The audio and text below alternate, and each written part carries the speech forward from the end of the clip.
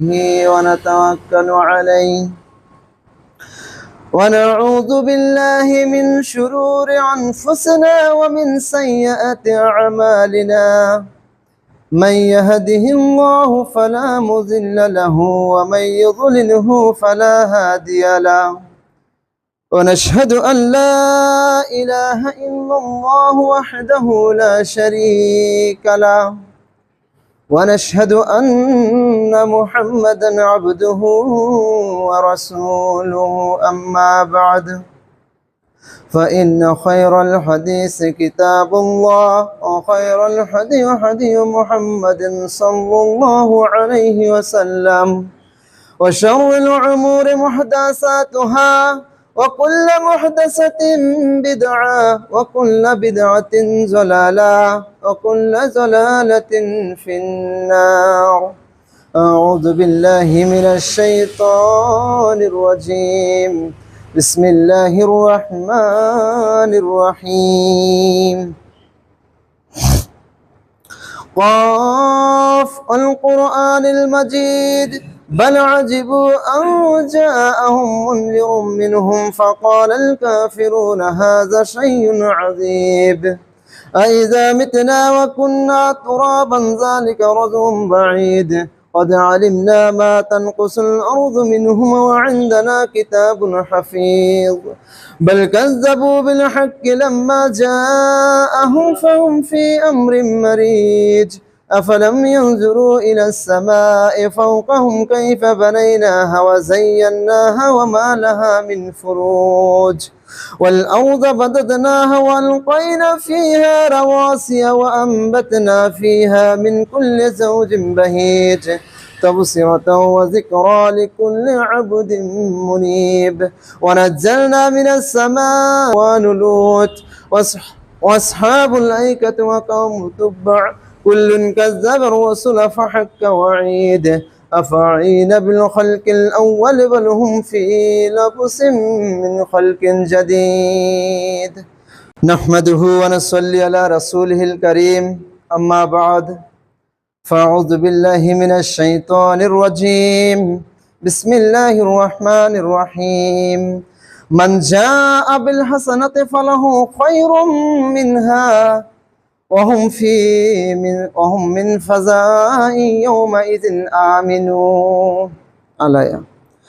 وقال النبي صلى الله عليه وسلم عن أبي هريرة رضي الله عنه قال عن النبي صلى الله عليه وسلم سبعة يظلهم الله في ظله يوم لا ظل إلا ظله إمام عادل وشاب نشأ في عبادة ربه ورجل قلبه معلق في المساجد إلى آخر الحديث রাওয়াহু বুখারী। উপস্থিত সম্মানিত মুরব্বিয়ান নিজাম এবং ইসলাম দরদি ভাই ও বন্ধু সকল এবং পর্দার আড়ালে থাকা মা ও বোনেরা, আলহামদুলিল্লাহ, প্রশংসাই একমাত্র সেই মহান আল্লাহ রাব্বুল আলামিনের জন্যই, যে মহান আল্লাহ রাব্বুল আলামিন আমাদেরকে এখন পর্যন্ত নিঃশ্বাস দান করতেছেন, যে মহান আল্লাহ রাব্বুল আলামিন আমাদেরকে লালিত পালিত করতেছেন, সেকেন্ডে সেকেন্ডে আপনাকে রুজি রোজগারের ব্যবস্থা করে দিচ্ছেন, সেই মহান আল্লাহ রাব্বুল আলামিনের প্রশংসা আমরা একটি বাক্যর দ্বারা আদায় করে নেই, সবাই বলি আলহামদুলিল্লাহ। অথবা আমাদের দয়ার নবী মায়ের নবীর প্রতি আমাদের অন্তরের গভীর থেকে দরুদ ও সালাম বর্ষিত হোক, সবাই বলি সাল্লাল্লাহু আলাইহি ওয়াসাল্লাম। আল্লাহুম্মা সাল্লি আলা আল্লাহুম্মা বারিক আলা।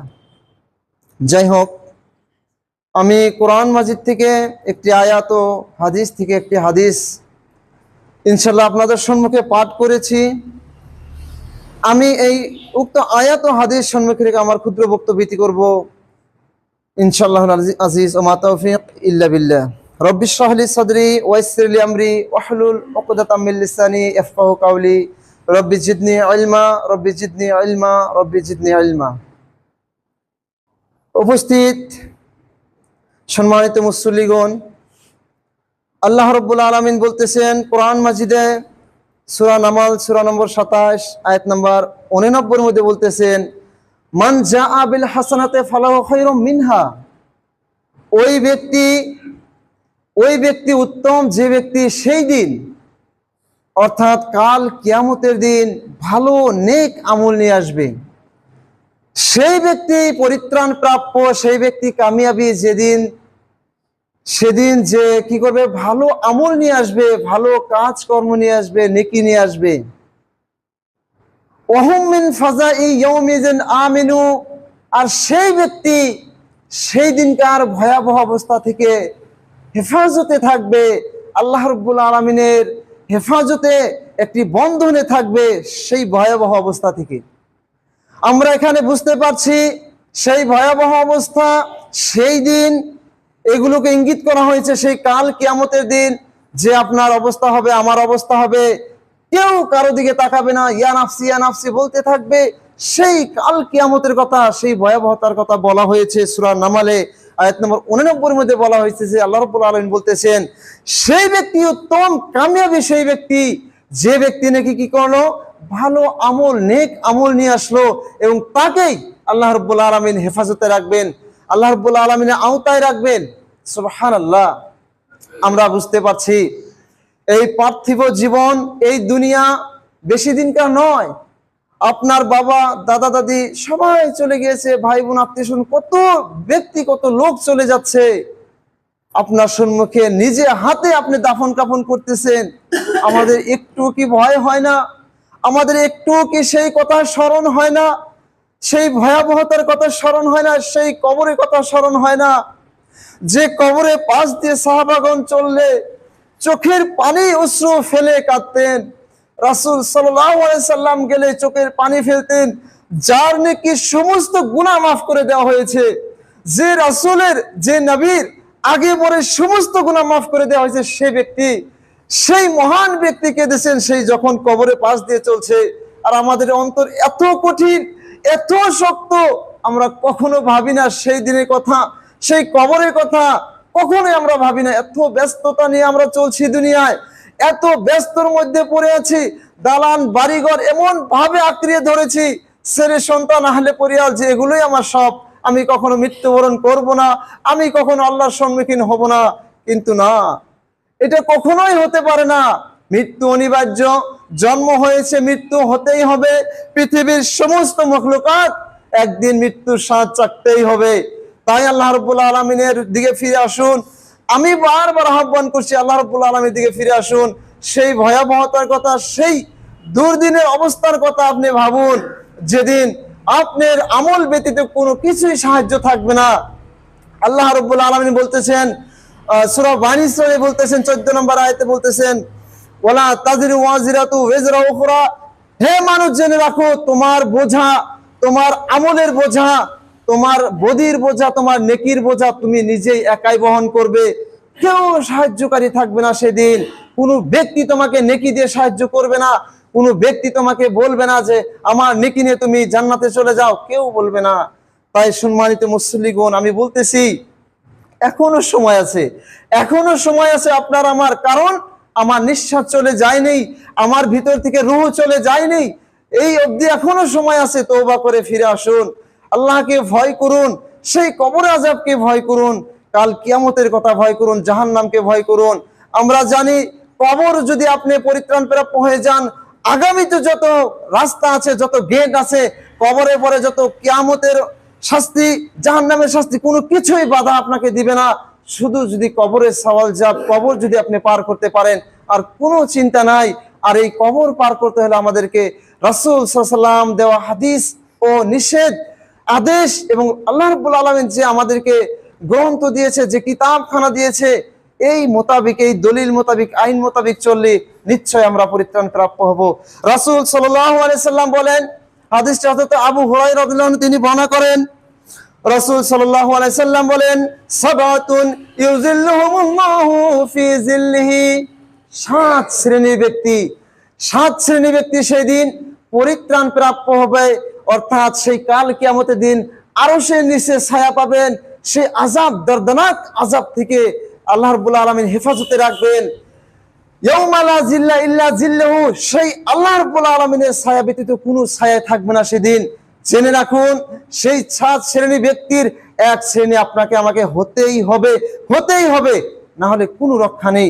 সেই কাল কিয়ামতের ঘটনা, কাল কিয়ামতের আযাবের বর্ণনা শুনলে গা শিউরে যায়, গার নোম শিউরে যায়। আর তো জাহান্নামের আযাব কোথায় রয়েছে কখনোই সইতে পারবো না। সম্মানিত মুসল্লিগণ, রাসূল সাল্লাল্লাহু আলাইহি সাল্লাম বলেন, 1 নম্বর ইমামুন আদিলুন, সেই ব্যক্তি, সেই ন্যায় বিচারক, ন্যায় পরায়ণ বিচারক, যে কি বিচারটা করলো ন্যায়ভাবে, হককে হক প্রকাশ করেছে, বাতিলকে বাতিল করেছে, এইভাবে যে বিচার করলো, একদম কমাবেশ করেনি, কখনো টাকা খেয়ে, কখনো স্বার্থে পড়ে, কখনো নিঃস্বার্থে, কখনো কোনো বেমেজালি করেনি, সেই ব্যক্তি সেদিন পরিত্রাণ প্রাপ্য হবে, অর্থাৎ আল্লাহ রাব্বুল আলামিনের আরশের নিচে ছায়া পাবেন।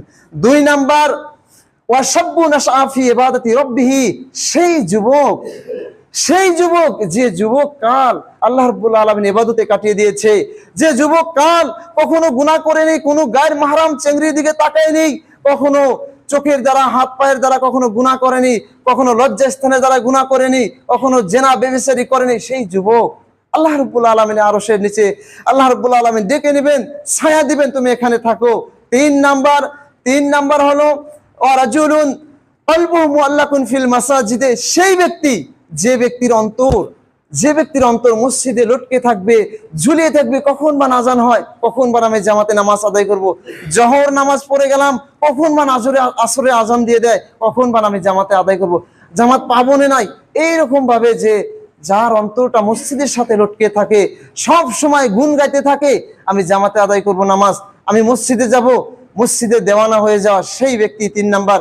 4 নাম্বার, সেই ব্যক্তি ওয়ারাজুলানে তাহাব্বা ফিল্লাহি ইসতামা আলাইহি ওয়া তাফাররাকা আলাইহি, সেই ব্যক্তি, 2 জন ব্যক্তির কথা বলা হয়েছে ওয়ারাজুলানে, সেই 2 জন ব্যক্তি, অর্থাৎ সেই 2 জন বন্ধু, যে বন্ধুত্ব কি করলো, আল্লাহকে খুশি করার জন্য বন্ধুত্ব করলো, অর্থাৎ আল্লাহর নৈকট্য লাভ করার জন্য বন্ধুত্ব করলো, আল্লাহকে রাজি খুশি করানোর জন্য বন্ধুত্ব গড়লো, এবং তাফাররাকা আলাইহি, এবং সেই বন্ধুত্ব আল্লাহর জন্যই ভেঙে দিল।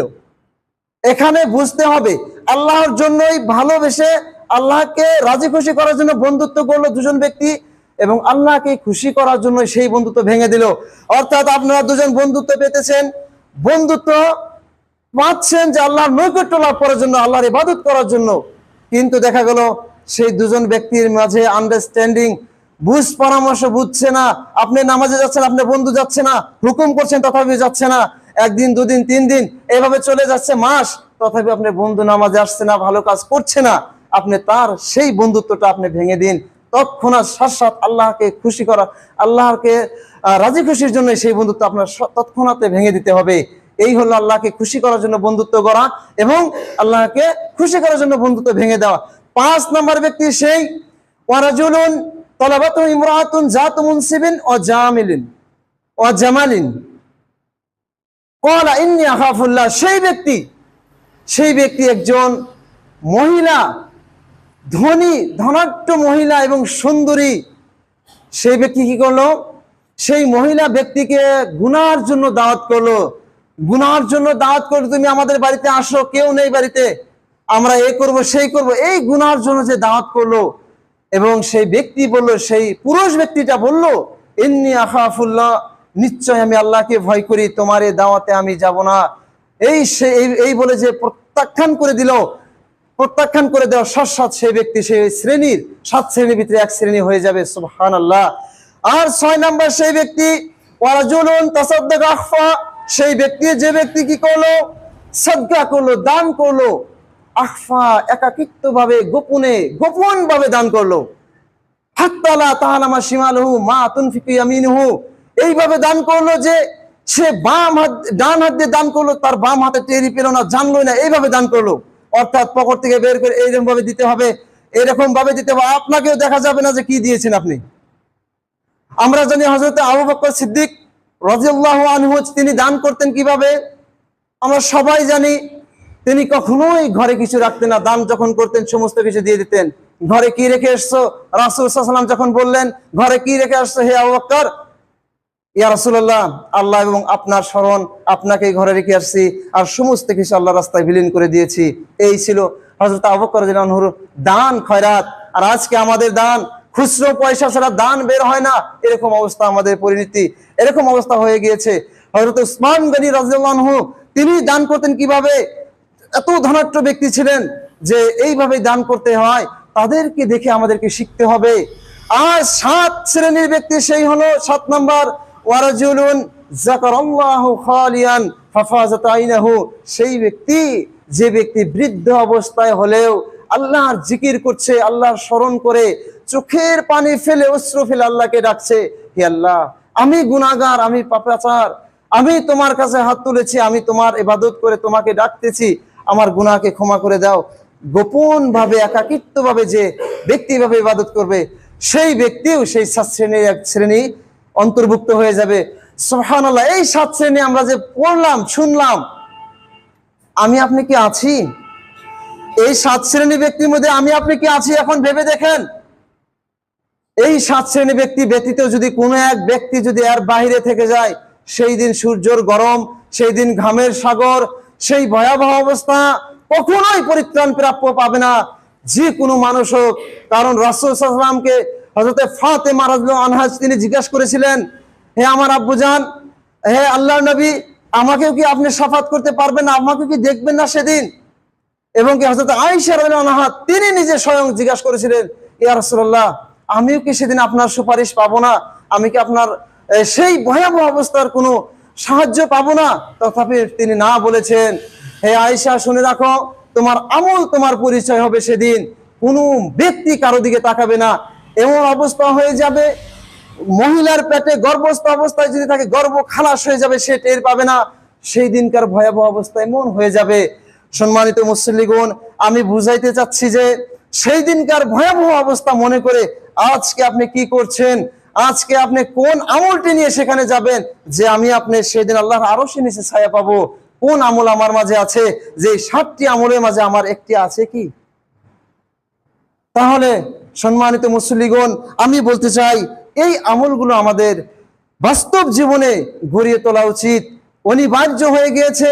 আমরা যতই টাকার পিছনে দৌড়াই না কেন, আমাদের কোনো কিছুই ধরা দেবে না। আমার স্পষ্ট মনে আছে, যখন আমি টাকা তুলে শেষ মুহূর্তে আব্বার কাছে নিয়ে আসছিলাম, আব্বা আপনি টাকা, এই যে টাকার পেটি হাত দিয়ে না করছে, কি এটা কি জিনিস, টাকা কি জিনিস? সেই দিন আমি বুঝছিলাম মানুষের মৃত্যুর স্বাদ কত ভয়াবহ হতে পারে, কত ভয়ানক হতে পারে। টাকা ধরা দেয়নি, যে ব্যক্তি লাইনের পর লাইন দাঁড় করে 1000 টাকার জন্য লাইন ধরে আধা বেলা দাঁড়িয়ে থেকে টাকা তুলে আনতো, সেই ব্যক্তি সেদিন 50,000 টাকাও হাতে নেয় না। সেই ব্যক্তি সেদিন টাকার কোনো লোভ নেই, খাওয়ার কোনো লোভ নেই, কোনো চিন্তা নেই, শুধু তাকিয়ে আছে কখন আজরাইল আসবে, জান নিয়ে যাবে। ভাইরা আমার, সম্মানিত মুসল্লিগণ, পর্দার আড়ালে থাকা মা বোনেরা, আমি বলতে চাই এই স্মরণ তখনই হবে যখন আপনার সম্মুখে আজরাইল এসে যাবে, মালাকুল মউত এসে যাবে, তখন কোনো কাজে দিবে না আপনার আমল। হায় আফসোস করতে থাকবেন। আল্লাহ রাব্বুল আলামিন এ বিষয়ে অনেক অনেক বলেছে, হে বান্দাগণ তোমরা সতর্ক হয়ে যাও, তোমাদের কাছে আমার বাণী পৌঁছিয়েছে, তোমরা সেটা গ্রহণ করো, রাসূল সাল্লাল্লাহু আলাইহি সাল্লামের আদেশকে গ্রহণ করো। কত আল্লাহ হুকুম করেছেন, কিন্তু সেই মুহূর্তে যখন আপনার জান, আপনার রুহটা হলকুমের মধ্যে এসে যাবে, সেখানে এসে যাবে, তখন কোনো কাজ দিবে না, সমস্ত আমলের দরজা বন্ধ হয়ে যাবে, কলেমাটা মুখ দিয়ে বের হবে না, অন্যজন বলে দিবে তথাপি বের হবে না, আল্লাহ জিবেটা লেগে যাবে উপরে।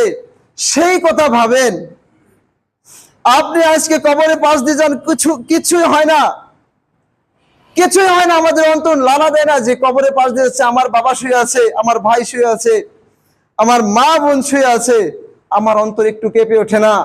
কবরে কখনো ফুচ্ছি দেয় না, কবরে কখনোই চাই দেখি না, তাকাই না, কবরে পাশ দিয়ে চলে যাচ্ছি, তাদেরকে সালামও করি না, তাদের জন্য দোয়াও করি না কখনো। এমন হতভাগা সন্তান আমরা, বাবা মার জন্য, বাবা মার মাগফিরাতের জন্য পর্যন্ত দোয়া করতে পারি না। এত আমাদের আজকে দুরবস্থা, ভয়াবহ অবস্থা। তাহলে কি সন্তান, কি পরিবার, যে নাকি আপনার কোনো কাজে আসবে না মরার পরে, যার দোয়া নাকি আপনি পাবেন না। কিসের জন্য আমরা দৌড়াদৌড়ি করছি? কি পাবো? অট্টালিকা বিল্ডিং বালাখানা করে কি পাবো আমি? তাই বলছি সম্মানিত মুসল্লিগণ, এদিকে বেশি না যে আমি মূল টপিকে আসি। আমরা যাতে করি আল্লাহ রাব্বুল আলামিনের নৈকট্য লাভ করতে পারি, রাসূল সাল্লাল্লাহু আলাইহি সাল্লামের সুপারিশ পেতে পারি, শাফাত পেতে পারি, সেই দিকে আমরা দৌড়াবো। পৃথিবীর ও পার্থিব জীবনের লোভ লালসার দিকে কখনোই দৌড়াবো না। আল্লাহ রাব্বুল আলামিন, রাসূল সাল্লাল্লাহু আলাইহি সাল্লাম বলেন, মান আহাব্বাল্লাহু লিকা, যে ব্যক্তি কি করে আল্লাহকে, আল্লাহর দেখা করার জন্য, আল্লাহর নৈকট্য লাভ করার জন্য সে আগ্রহী হয়, অর্থাৎ ভালোবাসে, আল্লাহকে ভালোবাসে, অর্থাৎ আল্লাহর সাথে দেখা করবে, তো আল্লাহ রাব্বুল আলামিন কি বলেন? আহাব্বাল্লাহু লিকা, আল্লাহ রাব্বুল আলামিন নিজে আগ্রহী হয়ে যান সেই বান্দার সাথে দেখা করার জন্য। সুবহানাল্লাহ। তাহলে দেখেন, আপনি যদি একটু বাড়িয়ে যান আল্লাহকে পাওয়ার জন্য, আর আল্লাহ স্বয়ং চলে আসে আপনার সাথে দেখা করার জন্য, আপনাকে ডাকার জন্য। এরকম আছে পৃথিবীতে কেউ? আপনি প্রধানমন্ত্রীকে স্মরণ করলেন, আপনি মুখ্যমন্ত্রীকে স্মরণ করলেন দেখা করার জন্য, সে কি আপনাকে স্মরণ করবে?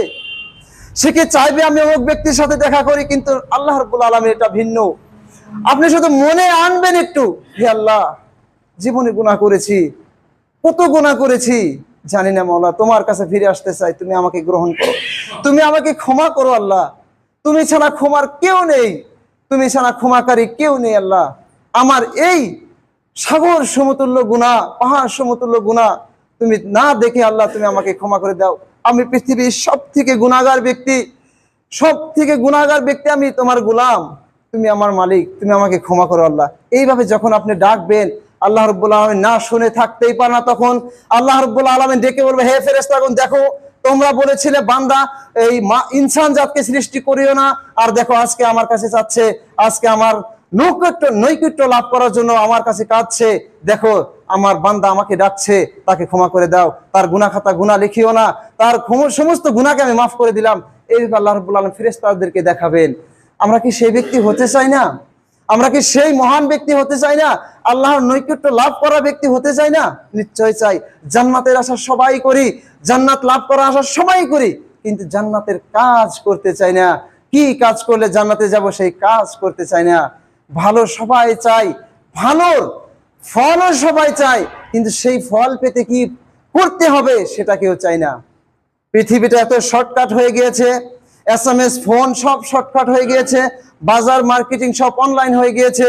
আমরা ভাবি জান্নাতটাও এরকম শর্টকাট, জান্নাতটা আমরা এইভাবেই পেয়ে যাব, এটা আমরা ভেবে থাকি। কিন্তু সম্মানিত মুসল্লিগণ, ভাইরা আমার, ইসলাম দরদি ভাই বোনেরা, আমি বলি এত সহজ নয় যে আপনি চাইলেন আর পেয়ে গেলেন। চাওয়ার জন্য আপনি কাজ করতে হবে, তখনই আপনি সেই ফল পাবেন, আর সেই কাজের দ্বারা আপনি সেই জিনিসটি প্রাপ্য করতে পারবেন, লাভ করতে পারবেন। তাই আমি বলি, আমরা বেশি বেশি করে আল্লাহ রাব্বুল আলামিনের জিকির আজকারে মগ্ন হয়ে থাকবো। অবসর সময়ে দোকানঘাট যা কিছু করছি, খালি শুধু নামাজটা পড়ে যে সেই দোকানে ব্যবসায় বসে যাব, এবং অবসর সময় আল্লাহর তাসবিহ তাহলিল করব। জবানে হালকা, নেকিয়ে ভারী, আমরা যেটা বলেছি পড়ছি, পাল্লায় ভারী, সুবহানাল্লাহ, আলহামদুলিল্লাহ, ওয়া লা ইলাহা ইল্লাল্লাহু আল্লাহু আকবার, ওয়া লা হাওলা ওয়া লা কুওয়াতা ইল্লা বিল্লাহ, এতটুক যদি পড়ি, আল্লাহ রাব্বুল আলামিন আপনার জন্য জান্নাতে একটি খেজুরের বাগান তৈরি করে দিবেন। সুবহানাল্লাহ। এতটুকু কি পড়তে পারবেন? আচ্ছা, এতটুকু না, সুবহানাল্লাহি ওয়া বিহামদিহি সুবহানাল্লাহিল আযীম, এতটুকু তো পড়তে পারবো। এই এতটুক যদি আপনি পড়েন, তাও আল্লাহর প্রিয় বান্দা আপনি হয়ে যাবেন। অবসর সময়ে গল্প গুজব না করে, মোবাইলে গেম না খেলে, মোবাইল না টিপে, এতটুক যদি আমরা পড়ি, সুবহানাল্লাহি ওয়া বিহামদিহি সুবহানাল্লাহিল আযীম, তথাপি আল্লাহ রাব্বুল আলামিনের নৈকট্য আমরা লাভ করা সক্ষম হব। আল্লাহ রাব্বুল আলামিন বলতেছেন কোরআন মাজিদ সূরা আল ইমরান সূরা নাম্বার 3 আয়াত নাম্বার 102 এর মধ্যে বলতেছেন, ইয়া আইয়ুহাল্লাযিনা আমানুত্তাকুল্লাহা হাক্কা তুকাতিহি ওয়া লা তামুতুন্না ইল্লা ওয়া আনতুম মুসলিমুন। হে ঈমানদারগণ, হে লোক, হে পৃথিবীবাসী, শোনো যারা ঈমান এনেছো, ইত্তাকুল্লাহ, আল্লাহকে ভয় করো, হাক্কা তুকাতিহি, যেভাবে ভয় করা উচিত, আল্লাহ যেভাবে হকদার, ভয় তুমি যে ভয় করবে, তোমার উপর যেভাবে হকদার আল্লাহ, সেইভাবে ভয় করো তুমি। অর্থাৎ কিভাবে ভয় করব? আপনি যেরকম ভয় করেন আপনার প্রাণ চলে যাবে, আপনি একটুর জন্য গাড়ি অ্যাক্সিডেন্ট থেকে বেঁচে গেলে কতই না খুশি হন যে দুনিয়াটা আমার জন্য ফেরা, আবার নতুন জীবন পেয়ে গেলাম, বেঁচে গেলাম, কত খুশি। আর জান যাওয়ার কতটুক ভয় করেন, তার থেকে বেশি ভয় করতে হবে আল্লাহকে। হ্যাঁ, নিশ্চয় আল্লাহ রাব্বুল আলামিন জাহান্নামকে রেখেছে, শাস্তিকে রেখেছে, এবং তার বিপরীতে ভালো কাজ করলে জান্নাত রেখেছে। এইভাবে বিশ্বাস করে ভয় করতে হবে। ওয়ালা তামুতুন্না, এবং কখনো মৃত্যুবরণ করিও না, ওয়ালা তামুতুন্না ইল্লা ওয়া আনতুম মুসলিমুন, মুসলমান না হয়ে কখনো মৃত্যুবরণ করিও না। পূর্ণাঙ্গ মুসলমান হতে গেলে আপনাকে কয়েকটি জিনিস লাগবে। বুনিয়াল ইসলাম ওয়ালা খামসিন, শাহাদাতুল্লাহ ইলাহা ইল্লাল্লাহ, যে ইসলামের ভিত্তি হচ্ছে 5টি। এই 5টি ভিত্তি যে আছে এটি সম্পূর্ণভাবে আপনাকে গ্রহণ করতে হবে। কিন্তু হ্যাঁ, এখানে 2টি ভিত্তি রয়েছে যেটা অল্প একটু ব্যতিক্রম, অর্থাৎ এটি হলো মালদার ও ধনাঢ্য ব্যক্তিদের জন্য।